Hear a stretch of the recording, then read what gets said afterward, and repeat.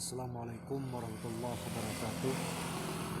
Mencermati demonstrasi besar-besaran yang terjadi di Field Dragon beberapa hari yang lalu, kita sebagai bangsa tentunya merasa prihatin bahwa hal ini sejatinya tidak terjadi.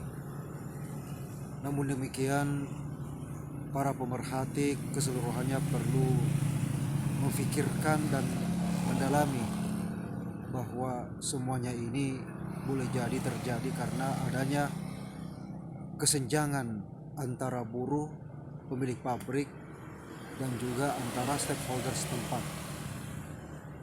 Hal yang terbaik untuk dilakukan sekarang adalah bagaimana meninjau kembali kebijakan-kebijakan daerah dan juga kebijakan dari pusat tentang masalah keberadaan pabrik nikel yang tersebar di Sulawesi Tenggara.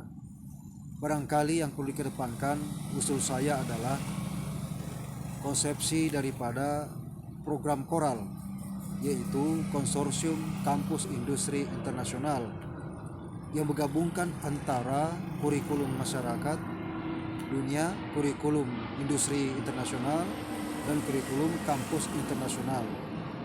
Dalam hal ini, bagaimana ada percepatan peningkatan sumber daya kualitas manusia Indonesia, yang mana di Sulawesi Tenggara itu sangat dibutuhkan, bahwa ke depan usul saya setiap kabupaten itu memiliki laboratorium khusus pengembangan kampus industri internasional, sehingga kesenjangan antara rakyat atau masyarakat dengan keberadaan pabrik industri pengolahan nikel atau pertambangan yang ada di Sulawesi Tenggara itu paling tidak adalah dapat disiasati dalam waktu yang jangka pendek dan jangka panjang, bahwa hal ini bisa menjadi kajian strategis bagaimana sebaiknya membangun komunitas atau membangun kawasan ekonomi khusus itu dengan mengedepankan pendekatan konsorsium kampus industri internasional.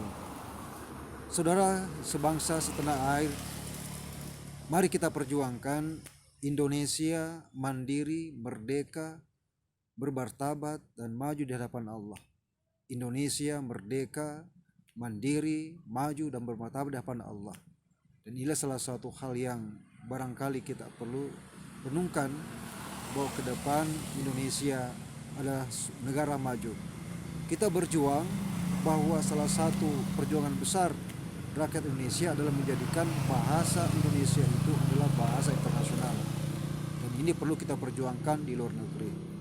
Adapun kita menghadapi agresi, konspirasi, propaganda komunistik, kapitalistik, mekanis COVID-19 adalah ujian bagi seluruh umat manusia di permukaan bumi ini.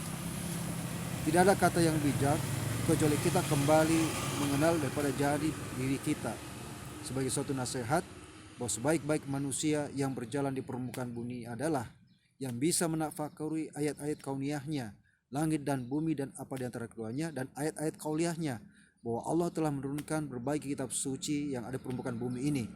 Hukum binatang, hukum manusia, hukum hewan, hukum tumbuhan, semua Allah telah atur. Hukum bumi, hukum bintang, hukum bulan, hukum matahari, apa yang ada keduanya itu Allah telah atur. Ini adalah pandangan meta biogeoscience dan juga pandangan meta biogeopolitik